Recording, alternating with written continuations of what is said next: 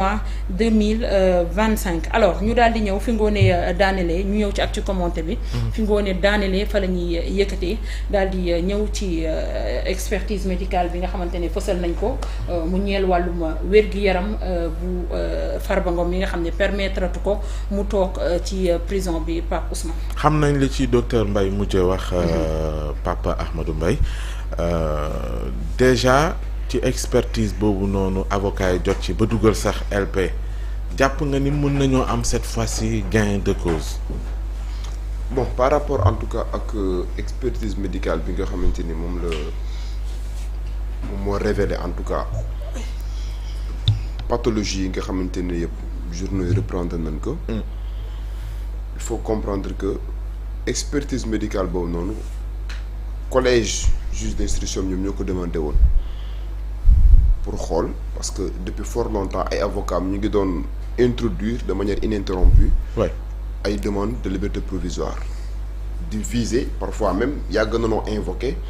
le fait que tey jii nii maintien en détention incompatible ak li nga xam ne moom mooy son état de santé bi nga xam ne da doon dégradé wu mais le code de procédure pénale du Sénégal amul benn exigence boo xam ne daf koy def le juge d'instruction ne que impérativement bu fekkente ne am na une expertise boo xam ne dafa attester que état de santé mise en cause bi inculpé bi dafa incompatible avec son maintien en détention da nga koy libéré amul benn exigence léegi nag le droit pénal au-delà du fait que mu nekk un droit boo xamante ne nii dafa am une contrainte c'est aussi un droit boo xam ne parfois le juge peut contourner la rigueur des dispositions pour prendre des mesures yoo xamante ne tey jii li koy justifier mooy son humanisme mais sur le terrain en tout cas des textes et des principes amul leen loo xamante ne mën na contraindre juge bi sur la base en tout cas de ce rapport médical mu accorder ki nga xam ne mooy Farba une liberté provisoire mën na prendre acte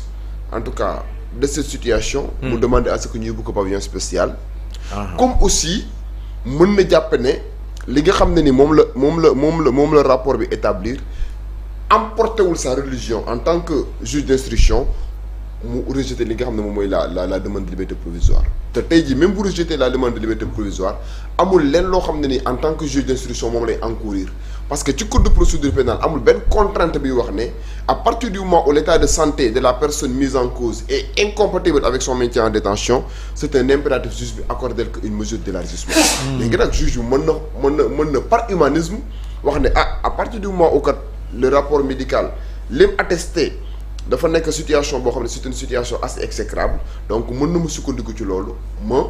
accorder que liberté provisoire wala peut-être ma jël une autre mesure d'élargissement par exemple takkal ko bracelet électronique loolu c'est laissé à la libre appréciation du juge d'instruction mais amul benn contrainte boo xam ne amul benn disposition boo xam ne mën na ko contraindre nekk impérativement en de pareille occurrence da nga ko war a accorder une mesure loo gën a njort ni xëy na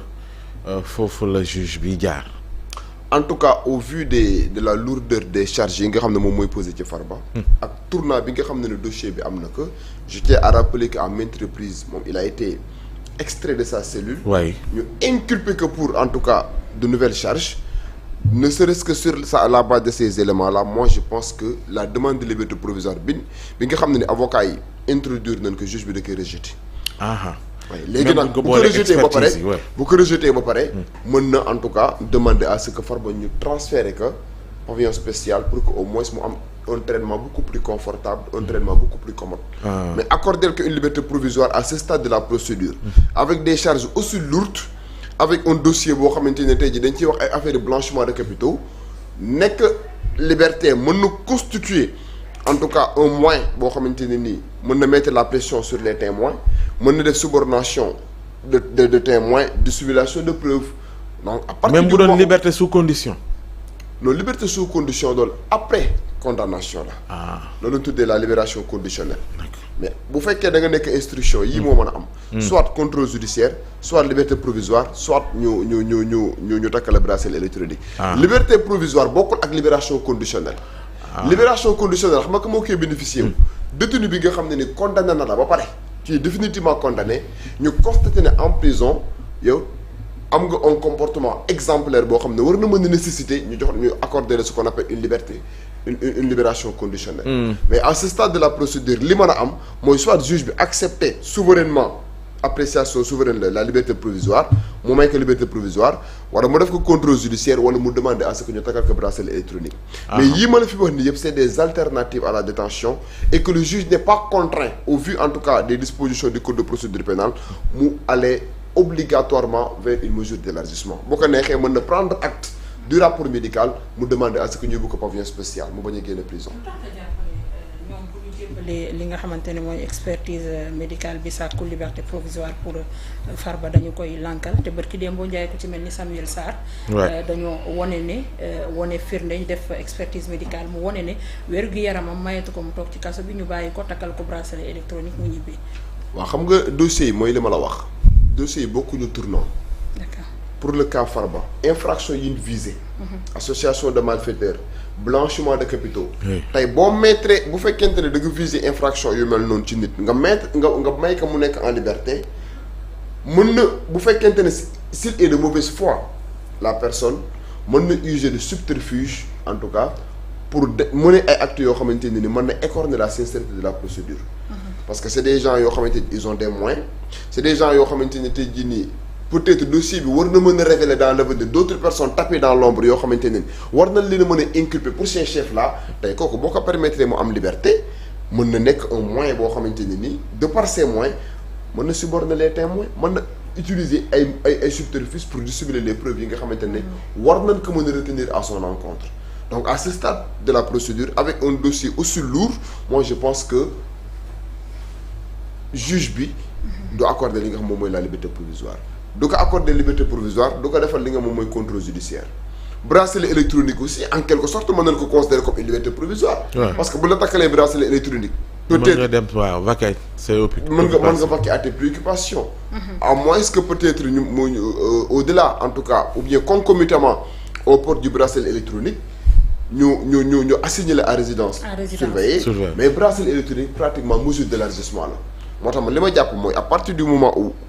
le rapport médical dafa nekk rapport boo xam ne ni c'est assez alarmant juge bi bu ko neexee mën a demander à ce que ñu transférer ko pavillon spécial. léegi expertise médicale bi ñu fësal ko. daal di wax ci penc mi wax ci pathologie yi nga xamante ne moom la amee ndax waroon na bu fekkee ni secret médical dañ ko war a respecter. oui là je pense que je sais pas maintenant parce que de deux choses l'une secret médical bi yoon daf koy protéger.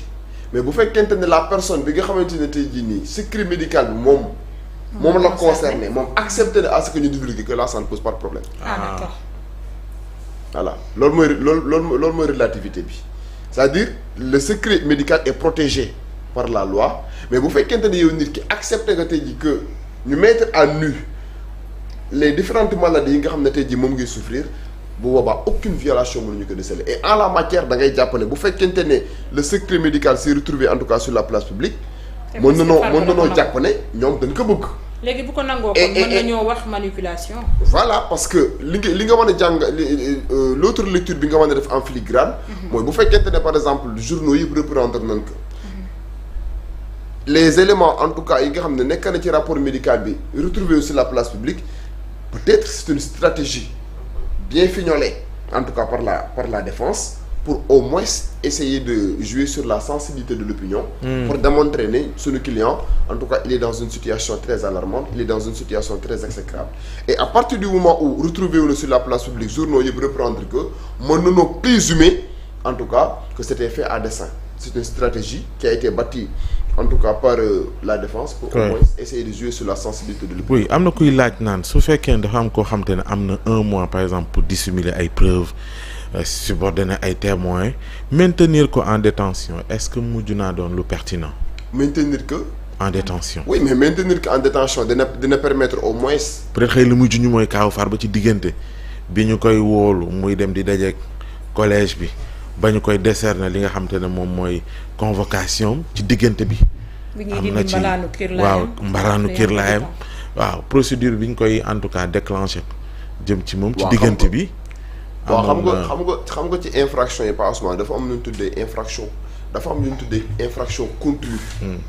xam nga la mooy infraction continue mooy infraction boo xamante ne du bi même boo ko defee ba pare. day continuer de produire ses effets dans le temps. infraction boo xam ne même boo ko defee tey jii ba pare day continuer de produire ses effets dans le temps loolu la ñu tuddee en droit pénal les infractions continues. te ci infraction yi ñuy toppee Farba da ci am ay infractions yoo xam ne c'est des infractions continues xam nga loolu mooy lan. mooy même en prison infraction bi day continuer de produire ses effets. Blanchiment de capitaux dafa bokk ci infractions yi nga xam ne c'est des infractions continues.